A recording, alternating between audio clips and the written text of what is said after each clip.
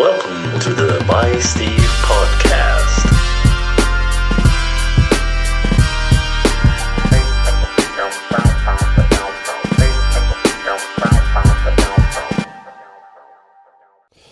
What's up, guys, and welcome to episode 4 of the By Steve podcast, which you'll find on Spotify and various other podcast providers. If you want to catch up on the social media side of what we are up to, you can get us on Instagram at the By Steve podcast. Or if you're interested in some of the other social side of what we deliver, you can follow the at Trained by Steve podcast, which is my strength and conditioning page and my day-to-day work page. So what do we look at in episode 4? There's just myself here today, and I am dropping in with what hopefully will be a short, punchy catch-up on the Maxi Basketball Great Britain over 40s team catch-up. For those of you that don't know, my name is Steve Foster. I am a basketball player. I will be flying out to Argentina in just over 4 weeks as part of the Great Britain over 40s basketball team to compete at the FIBA World Championships. We are heading just outside, 4 hours outside Buenos Aires, to a place called Mar del Plata, I believe. If I've pronounced that right, I've probably got it wrong again. Seems to be the general trend that I actually have no idea where I'm going, to be truthfully honest. But when I get there, I will definitely know what is up. Mar del Plata, just checked. Yes, that's where I'm going.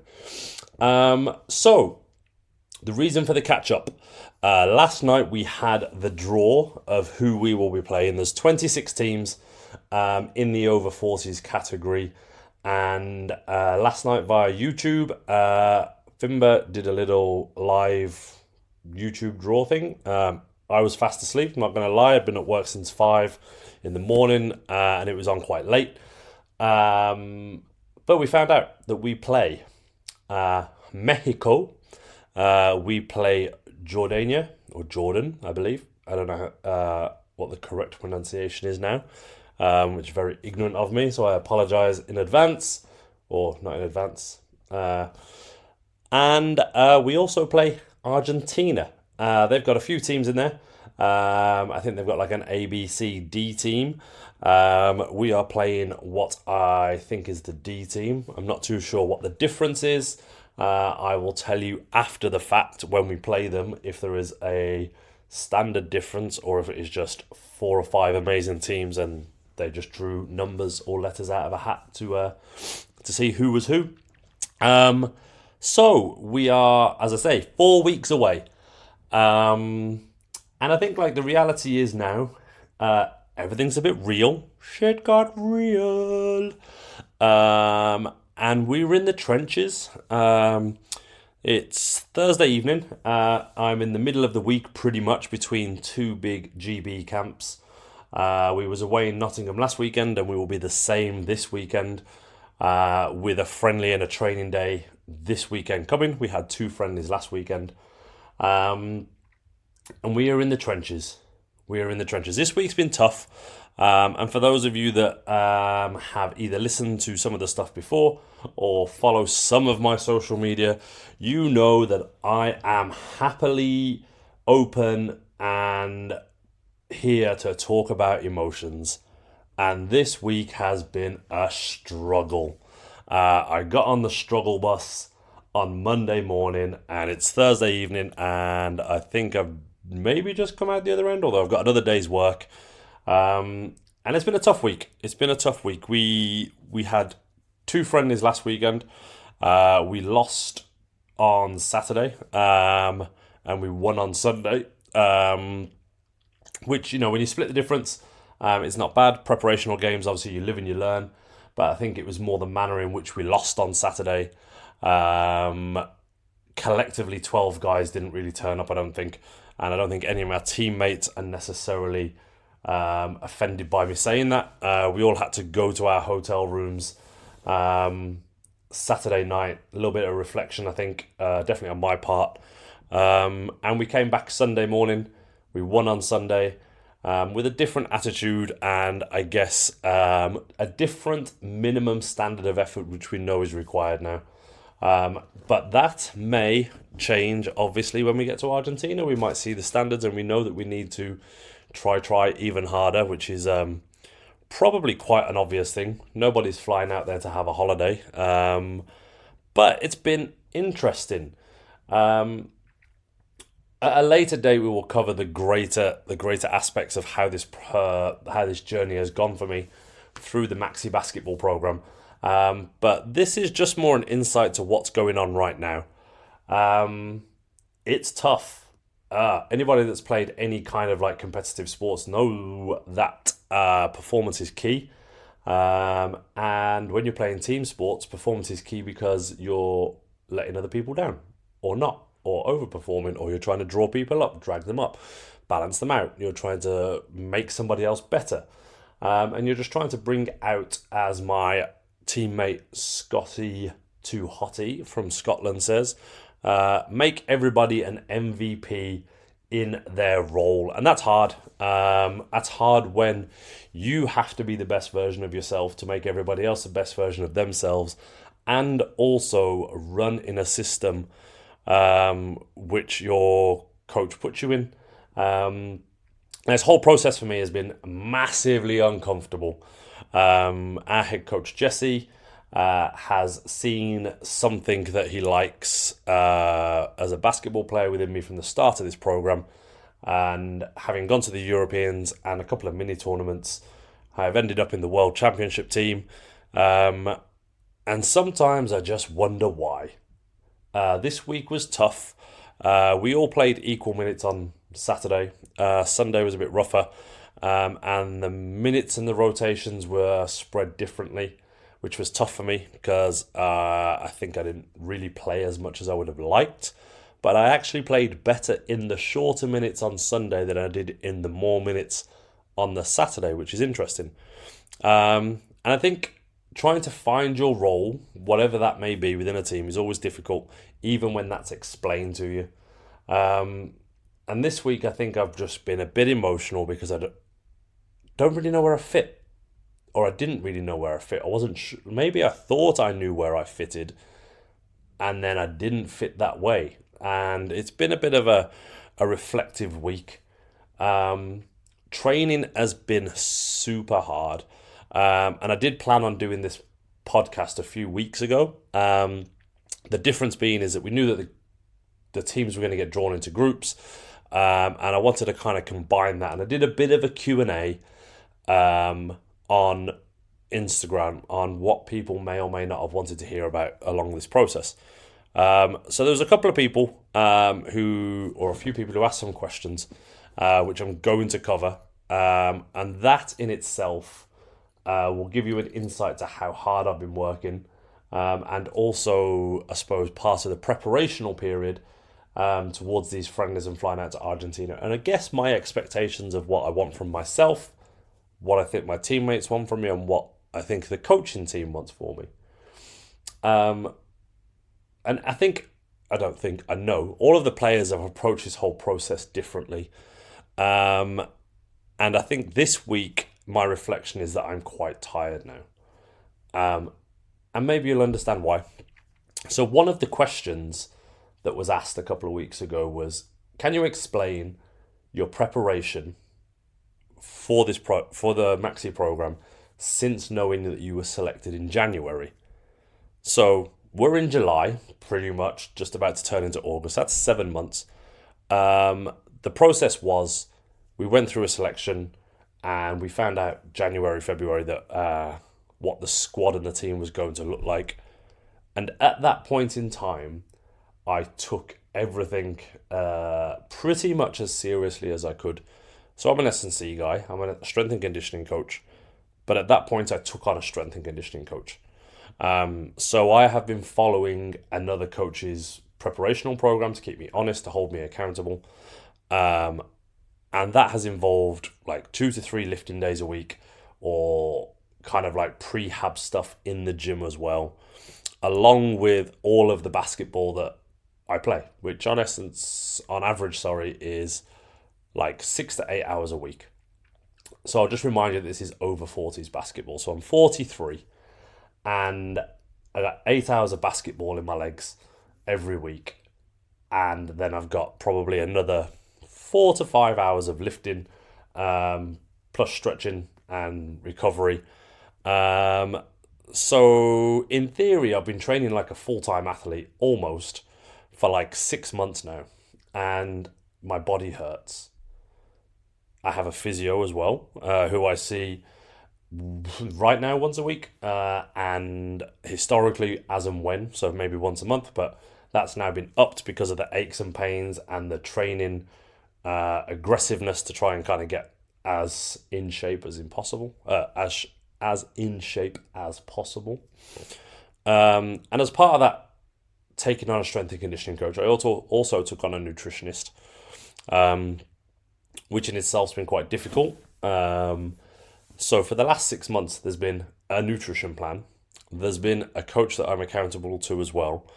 There are basketball coaches that I'm accountable to, and I am accountable to 30 hours of one-to-one and online clients per week. So a lot of accountability across the board. But the answer to the question is, how did I prepare myself? Is I gave the responsibility to be looked after in 2 or 3 other people who have absolutely smashed it out of the park and prepared me as well as they can. But with that becomes a lot of responsibility, my side of things, to complete tasks, get things done, and stay honest to them and make sure that I'm kind of staying like as on track as possible. Now, both of these coaches have been amazing. They also are grown like me, so they're full-grown adults with expectations of high standards, but also an understanding of reality and what life has to throw at us sometimes. So they've both been very fair, but also very harsh at times. So 4 weeks out, pretty much as fit as I'm going to get now. I've got a couple more weeks of hard training. But as I said earlier, in the trenches, sprint workouts, hill sprints, long cardio conditioning, basketball, plyometrics, weightlifting, and it takes its toll. So the preparation has been done pretty much now, but I would say to anybody, like, it's not easy, and it's made me really reflect, I suppose, on the life of an athlete, if you class us as athletes now. But the life of an athlete, it's not something that I experienced in my younger years at this level, but it's been very, very overwhelming. So it's been tough, but we are there or thereabouts. But then one of the other questions that was asked was how do you stay mentally engaged over such a long period of time? Which is quite an interesting question, like even for the most sane of people. Again, just reflecting back again, like for anyone that knows me, like I am open to talk about kind of mental health and the trials and tribulations that come with that. And I think if I'd plotted on a graph over the last 6 months, there's probably been periodical wobbles, I guess, of like every 6 to 8 weeks where I've kind of fallen off a little bit. The training focus has not been there. The love for basketball has fallen off. The desire to eat cake and just live a life of an average person has been quite high. And I had quite an interesting conversation early on with my nutritionist. We'd been kind of working together for a couple of months. And he sent me the weekly questionnaire. And my response was, food's been great. I've kept everything on track. Blah, blah, blah, blah. Talked all about the nutrition stuff. Mentally, it's not been a great week. I don't know what to do about X, Y, and Z. Can you help? And this was the point that our relationship became even greater. Because in the first instance, they were like, well, I don't really deal with emotions, so that's me maybe a conversation for somebody else. Um, and then said person reflected and came back and was like, actually, it was wrong of me to say that. Let's go for a coffee and have a chat. And at that point, I was like, I'm rubbish at basketball. I ate 3 donuts last week. This, that, the other. Blah, blah, blah. I don't know how to cope with all of these things. My feet hurt. And that enabled us actually to move our relationship forward, because it enabled them to understand me a little bit more. But I think anybody that competes at high level sports or just sports in general, it's not easy to stay mentally focused for long periods of time. And again, this has really made me aware of the fact that, a season is long, a preparational season is long when you're playing kind of like social sports, and you're playing with your mates and you're playing for fun but trying to win. But then as soon as the the direction of kind of competition changes to what we would constitute as elite level sports, the amount of stress and anxiety that kind of comes with that is kind of like fuel on a fire. Um, and I suppose like that in itself just leads to more mental kind of like tiredness, I suppose. Like, I wouldn't say I'm stressed, but what I do know is that my mental fatigue is high at times because I'm thinking about my performance, I'm thinking about my basketball training, I'm thinking about my nutrition, I'm thinking about my work, I'm thinking about my family. Um, and trying to wade through that when you're trying to compete at the highest level is so hard. And I say that as, at this point in time, a single man with no children. And some of my teammates have got wives, they've got kids, they've got different marital situations. Some have got one kid, some have got four. And I just wonder how they do it. I really do, because at times I am just coming home and going to sleep, because I'm just so tired. Um, so the ways that I try and combat that, obviously, are by doing other things that I enjoy. So I really like listening to music, really like reading. But when you don't have time for that, it's really hard to fit in the things that enable you to have that kind of self care. Um, and the one thing that I am learning day on day on day is to try and make time for that, um, and try and make the most of it when you can do it as well. Um, so yeah, that's an interesting part of the journey. Um, and then one of the other questions that I continually get asked now: what are you gonna do after Argentina, Steve? What are you gonna do when this is all over? And it's a question that I actually have no answer to, and I can say that somebody asked me this via Instagram the other week, and then also a lot of my clients now, because it's getting so close to like going to Argentina, they're like, "Oh, what are you gonna do afterwards?"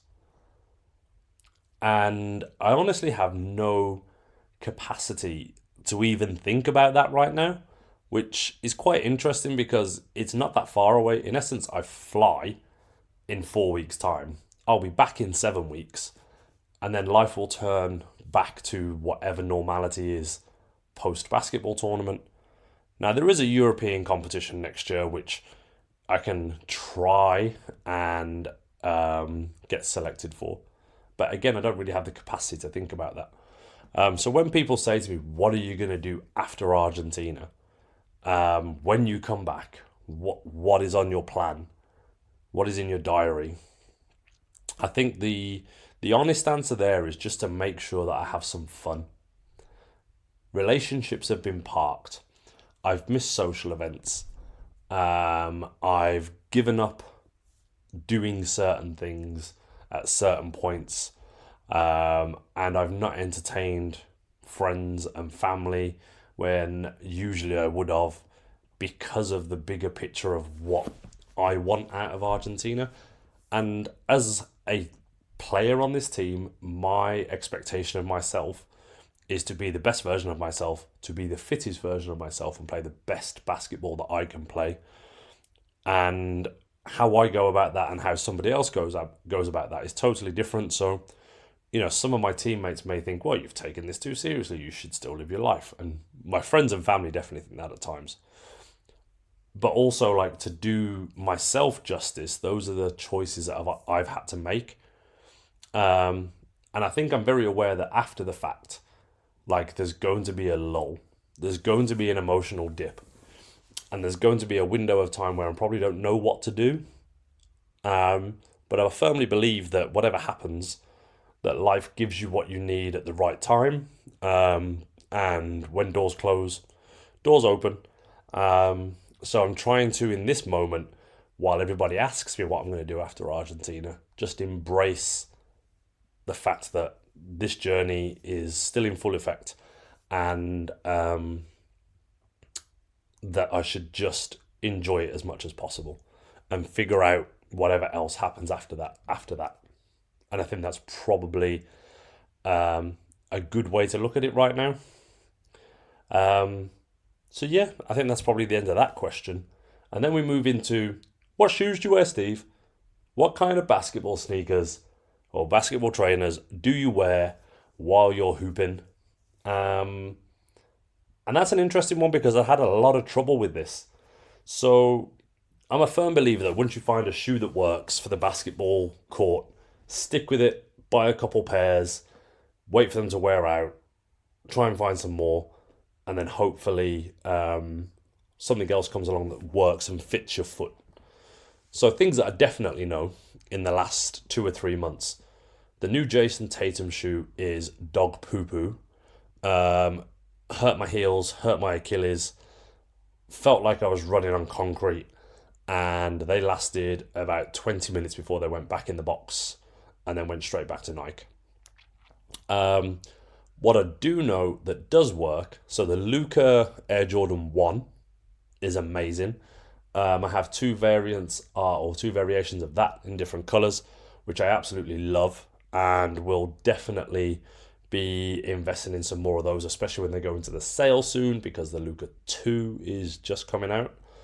And also one of the hardest shoes to find at a decent price. So if anybody can get me these, I would love you, is the Wile E. Coyote Roadrunner LeBron James 18 low, I think they are. Got a pair of those. They've got 2 holes in them. The swooshes have fallen off. They are absolutely battered. There's a pair on eBay for like $260, and I'm like, they're like $115 off the shelf. Come on now, hook a brother up. No one's hooking a brother up. The GT Jump was good to me for a while, the Jokic shoe, when I felt like I needed a bit more stability. So they're always a good shout as well, but the air bubble didn't really last too well in those. And I think I've been through 3 pairs. So right now, anything with an air bubble is a no, because they pop. Unless it's a big bubble. And it needs to be a low shoe now as well. Like the GT Jump's quite high, and I only ever really wear that when I know that I'm going to play like the 5 or the 4 man. I need to be a bit more stable. But I know that when I'm set free on the court and I'm kind of like running a bit more, like, so I'm in the 3-4 position, the Luka works really, really well. It's quite light and spongy. And it's a solid all-round shoe, especially for a first signature shoe for a player as well. So I really quite enjoy that, and they're affordable at like £100. So that's a good shout.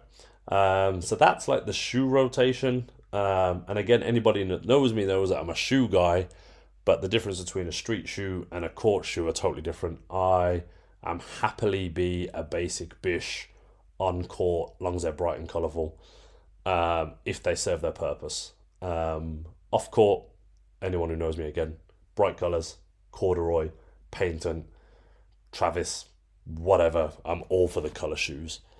So yeah, that's the shoe portion covered. And then, why do you wear number 10, Steve? What's the rationale behind wearing the number 10 jersey? Well, there is no rationale. For 15 to 20 years, I wore number 12.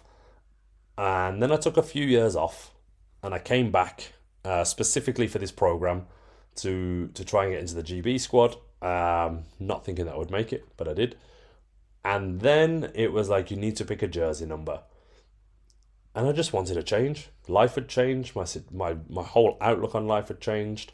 I was playing with different people. I was in a different environment. So it felt like I needed a different number. And number 10 was chosen.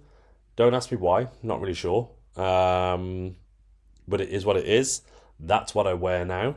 And yeah, I'm super happy with that choice. I mean, as much as it makes any difference, the only superstition I have really over numbers is wearing 2 pairs of socks while I play basketball, obviously.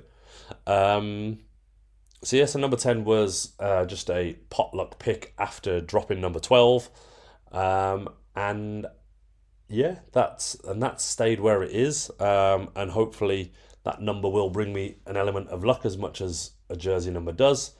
I'm sure the double layered socks are probably more helpful. But we will see how everything fares when we fly out to Argentina in a few weeks. We head into this weekend playing Derby's Division 1 team, I believe, as a friendly on Sunday. Derby Blazers, if I remember right. That'll be interesting. Highly competitive game. So it'll be good for us to get a run out and see how competitive we can be against these guys.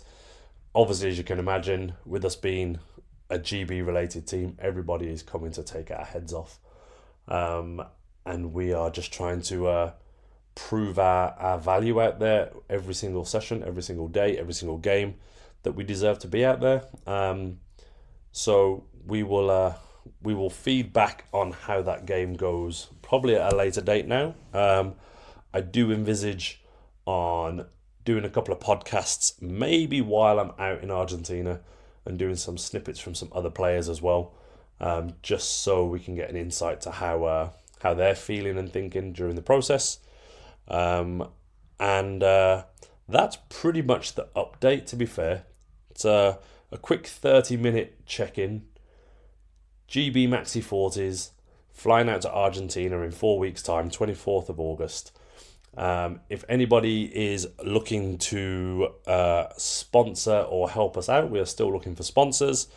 So contact me or the GB Maxi basketball organization. Again, social media links are at podcast. Oh no, I'm lying to you. That's not the right terminology. At the By Steve podcast. Or going with my other page, which is at Trained by Steve, where you will see what I'm up to on a day-to-day basis with my clients and my training for this process as well. I would love to hear from anybody that would love to come on the podcast. Obviously, we're in our early days. This is only episode number 4, but I am looking for people to talk to and interview about all things basketball, fashion, music, and life. If you've got an interesting story and you want to bounce it off me, let's do it.